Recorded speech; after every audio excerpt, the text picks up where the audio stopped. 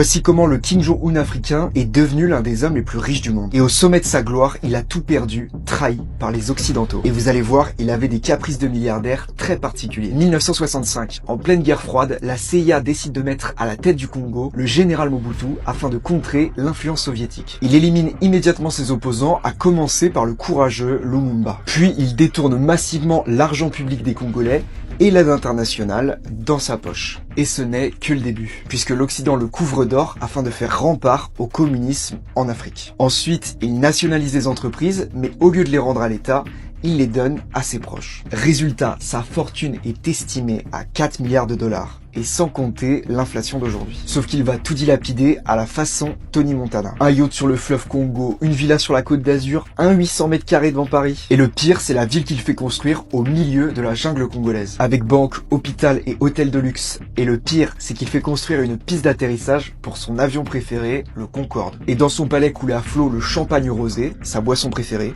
pendant que le peuple, lui, mourait de soif. Et puis, c'est la chute. L'économie s'effondre et l'inflation explose. La population meurt de faim pendant que les salaires ne sont plus payés. Et enfin, la chute du mur de Berlin en 1989 met fin à la guerre froide. Les États-Unis ne voient plus d'utilité en Mobutu, qui devient même gênant. Il se fait donc lâcher par l'Occident et un rebelle, Kabila, prendra le pouvoir. Mobutu disparaîtra en 1997 dans un hôpital au Maroc. Et sa famille ne profitera jamais de sa richesse, car tous ses biens seront saisis. Demain, vidéo sur les éléments positifs du règne de Mobutu.